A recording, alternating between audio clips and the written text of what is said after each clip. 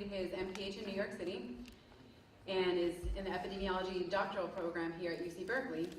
He hails from India, where his professional work focuses on TB control and TB resistance, particularly among the Tibetan population.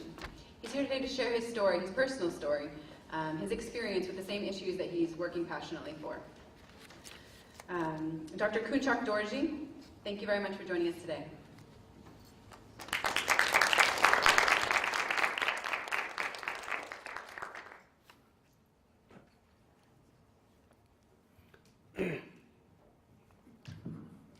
Good afternoon. Okay, let me take a deep breath.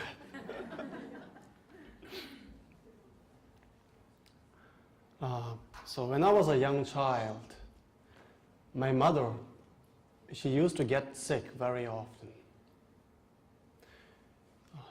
Sometimes she would spend weeks on in hospital. And the doctors were very few at that time, and there were so many patients. And I would feel very happy when a nurse or a doctor would talk kindly and gently to my mother. Thus, sitting beside my mother's hospital bed in an overcrowded hospital in India, I dreamt my first dreams of becoming a doctor.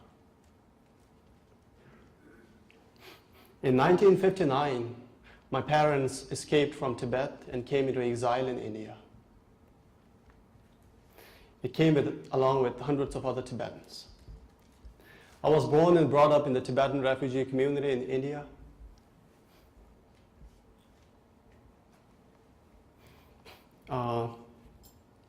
And I went to Tibetan Children's Village School in Dharamsala. And eventually, in 2004, I became a physician. And it was the happiest moment, I would say, for my parents. I have never seen my grandfather. My mother told me that soon after reaching India, my grandfather died. She said he died of a very high fever and that he coughed up a lot. As I see it now, the diagnosis was not difficult. It was tuberculosis. Hundreds of Tibetans had died of TB in the early refugee days.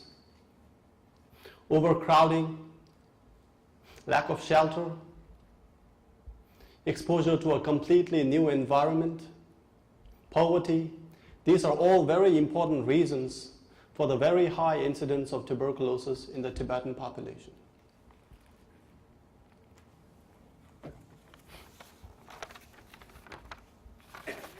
I started my medical practice at Delek Hospital in Dharamsala in India in 2004. I have practiced for 7 years. And Dharamsala and Delek Hospital, it has been the largest hospital for Tibetans in India. In our hospital beds, I remember it used to be full of TB patients, and sometimes we had to put up additional beds in the hallway to accommodate the increasing number of patients. And multi-drug resistant TB, it was becoming an increasing and emerging threat for the population there. I clearly remember it was a rainy day in the monsoon season, and a young monk had come to our hospital. He had battled multi-drug resistant TB for the past 4 years.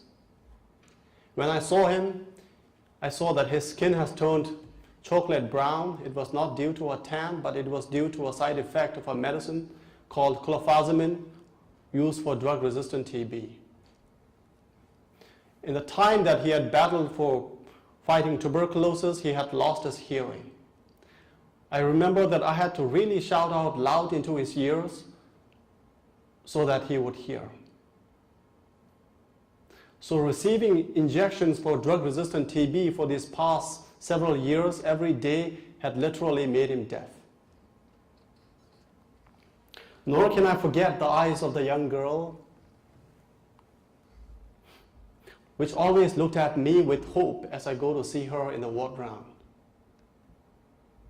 Her father and her siblings had died of tuberculosis.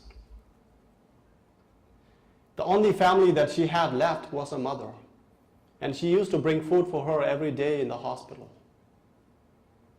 At the age of 25, her lungs were so scarred with TB that she had to live on oxygen, for the rest of her life probably. If you take off oxygen for 5 minutes, she would turn blue, completely cyanosed. To this day, tuberculosis continues to wipe out families. It takes 2 years to treat a case of multi-drug resistant TB. And I've seen that on the way. I've seen people turn deaf. I've seen people and their vision become dim. I've seen people whose kidneys have shut down. And worst of all, I've seen people lose hope and cease to live.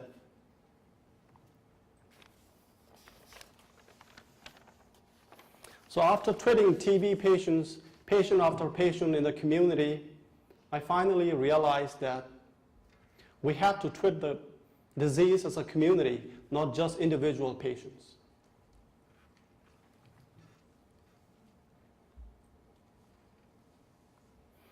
TB had become a public health problem and it needed a public health solution. And I said multi-drug resistant TB was increasingly threatening communities. We then shifted focus. We moved from individual schools to the entire school, individual student to the entire school, individual monk to the entire monastery, and we moved from individual patient to the household. As a team, we went out into the community and we educated the community. We started screening people for signs of tuberculosis. We built electronic surveillance database. We trained healthcare workers in the community. We consolidated our TB program by strengthening the components of DOTS, and we raised funds to bring in new machines like gene export system that could diagnose drug-resistant TB in less than 2 hours. And it all paid off when in 2012, for the first time, we attained 93% treatment success rate. Globally, there were around 9 million TB cases annually, and there were more than 1 million people dying out of TB. Science and medicine has come a long way, I would say. But it has a long way to go. I want to see my patients not turn deaf when they had to take anti-TB medicines. I want to see my patients, their vision not become dim when they take the anti-TB medicines. I want to see my patients not have to take injections, painful injections every day for almost 2 years just to get treated for an infectious disease like tuberculosis. And I want to see a vaccine for tuberculosis.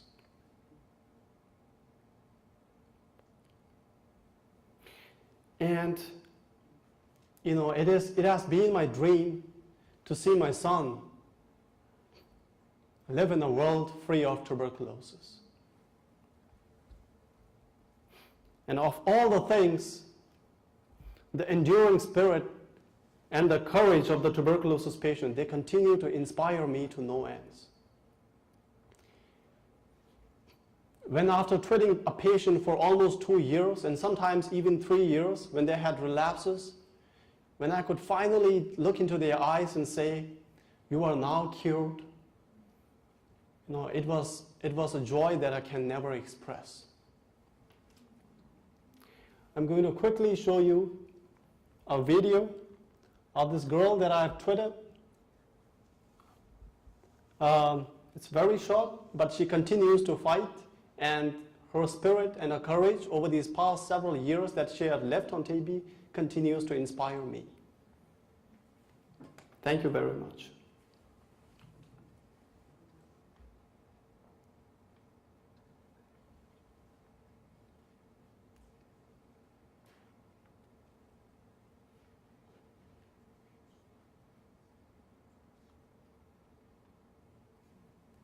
Thank you.